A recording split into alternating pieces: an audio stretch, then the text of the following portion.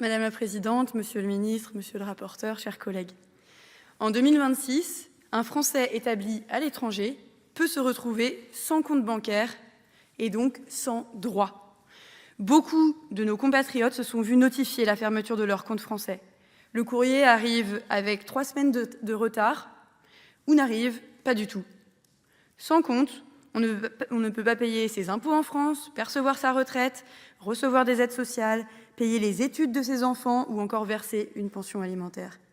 Si un retour en France est envisagé, trouver un logement sans numéro de téléphone à donner, de téléphone français à donner, est compliqué. Et pour obtenir ce numéro, il vous faut un compte bancaire. C'est une faille, c'est une gêne administrative, c'est un droit qui est refusé à nos compatriotes. En somme, c'est une rupture du lien avec la France.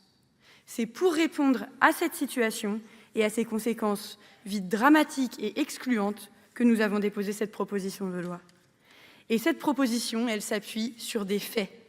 Dans le baromètre français du monde 2024, conduit auprès de plus de 22 000 personnes, près de 60% des répondants déclarent rencontrer des difficultés dans la gestion de leur compte bancaire français depuis l'étranger.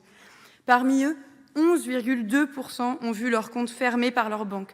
8% se voient réclamer des justificatifs qu'ils sont dans l'impossibilité de fournir. Et 4,6% rencontrent des obstacles pour en ouvrir un. C'est la réalité quotidienne de dizaines de milliers de nos compatriotes à l'étranger. Et les causes, elles sont pourtant identifiées depuis longtemps. D'un côté, les banques ferment des comptes parce qu'elles considèrent les non-résidents comme des profils trop complexes ou trop risqués. De l'autre, ouvrir un nouveau compte français depuis l'étranger relève parfois de l'impossible. Présence physique en agence exigée, adresse postale française, numéro de téléphone français, autant de conditions incompatibles avec une vie hors de France.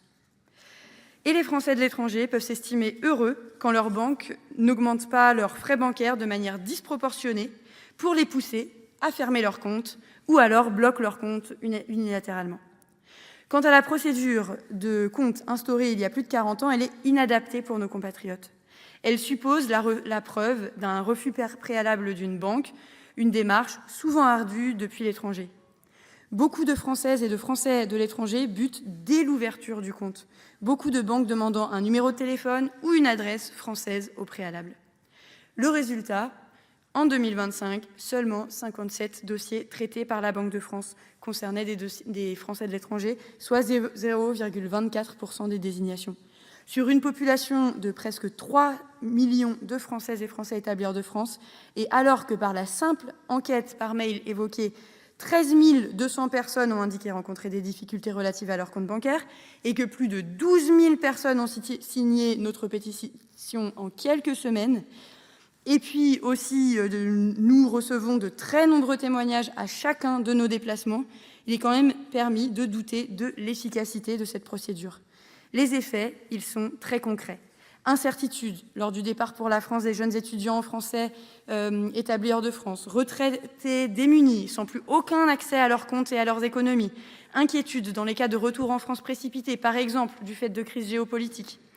Parmi les situations critiques, celle de nos compatriotes aux États-Unis. Depuis la convention FATCA de 2014, les banques françaises transmettent aux autorités fiscales américaines des informations sur les comptes de leurs résidents.